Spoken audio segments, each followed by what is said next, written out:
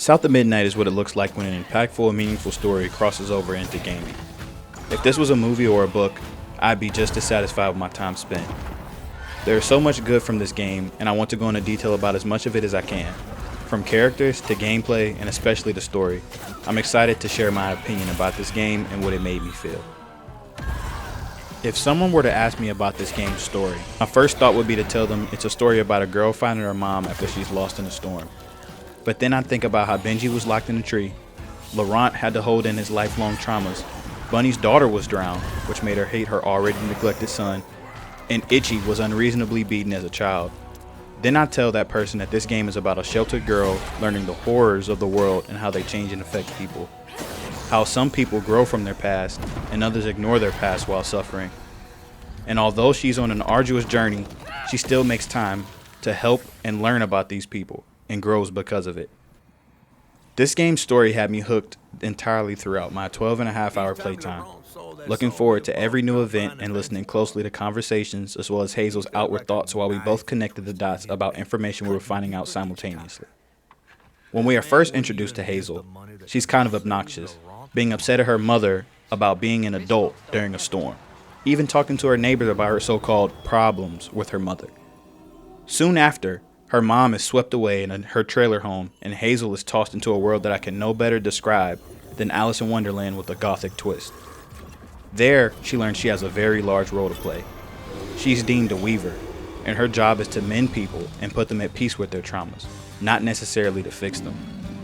With a catfish who loves a good story, an entitled grandmother who attempts to bend the world to her will, and a myriad of other characters who help and use Hazel, she learns to understand the world that her mother was sheltering her from. I felt the pacing of this game was on point. Every chapter provided a loop being introduced as a progress-stopping event, understanding why said event happened, and completing tasks to remove the barrier. This, along with the amazing dialogue between Hazel and the world she's learning about, makes for engaging and memorable experiences, like finding out Benji's older brother, whom he adored, trapped him in a tree because he was seen as a burden when he just wanted to be seen as a brother and a friend. All the while, Hazel's core traits shine through, being witty and believable with her reactions and responses to all these things, eventually evolving into the person that she needs to be. I don't want to spoil too much of this game because the shock value lends itself to the unapologetic tone and the completely sinister ending that I enjoy so much. Now, let's talk about the characters and setting. Every character you meet has their own motive and is a victim of some sort of torment, whether it be self-inflicted or not, or intentional or not. Because of this, I was always eager to get to the next person that was met. It was so interesting to hear about the things that they went through and how they responded to these things and how they grew from them. The monsters were just as interesting once you learned how they came about and what their purpose was. Some things didn't get explained, which is okay because it caters to the idea that this world and its inhabitants existed before we get to see them, and they'll exist after we're done. Visually, the characters and environments looked amazing. Great detail went into the models in this game.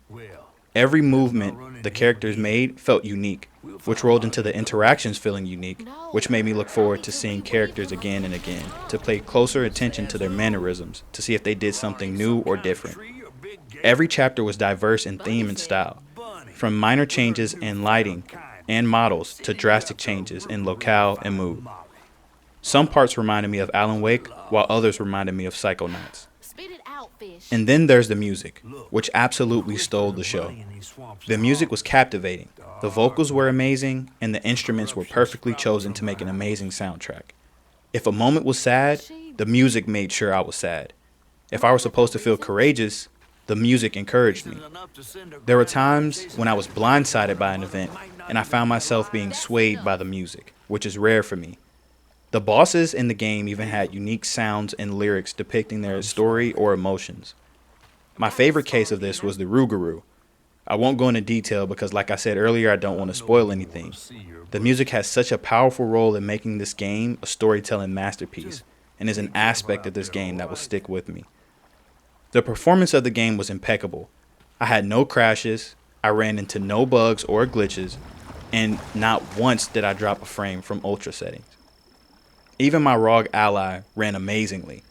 The settings were on low, but the game looked good and ran well. My only complaint in this area is the same one I've had with multiple first-party Xbox games, and that's the lack of AMD support, with FSR being absent on this title. Other than that, I have no complaints in the performative department. The gameplay is the part of this experience that was relatively lacking. When it comes to this aspect of games, I'm pretty lenient because something may be bare bones, but if it ain't broke, don't fix it. And that's pretty much how I felt when I was playing this game. I say relatively lacking because there was a plethora of things to admire about the other aspects of the game rather than the couple we have here. This isn't a bad thing because the game is responsive and fun. While playing, I had to keep in mind that this isn't a hack and slash, it's a platforming action adventure title, so combat is nowhere near the top of the list when it comes to importance. That being said, the combat isn't bad. You have 5 abilities in combat, all of which are tied to a mediocre skill tree where nothing is changed up too drastically. So the upgrades are basically damage focused or cooldown focused to make combat flow and encounters go by quicker. Combat encounters are layered with a classic enemy type system. There are grunts, ranged enemies, shielders, and brutes. This system always works for me because the mix of threats forces me to think about who to get rid of next and keeps me on my toes to avoid attacks of different speeds and severity. The platforming is good, nothing to write home about and nothing to complain about. Some platforming sequences will have you feeling like you're playing Mirror's Edge, but those aren't around every corner. You have a double jump, dash, and a glider, which can be chained together to reach secrets and traverse different settings. There are parts of the game where you'll run on walls and shimmy along structures, Ratchet & Clank style, as well. Speaking of Ratchet & Clank, Hazel has this plushie named Crouton, and sometimes you have to play as him to reach secrets or unlock doors, and it reminded me of the Clank missions from Ratchet & Clank every time it would happen. South of Midnight is a masterclass of storytelling and music implementation. I haven't played a game that has evoked real-life thought and emotion the way this one did in a while. I recommend this game to anyone who's questioning if they still have feelings, because that's what it reaffirmed in me.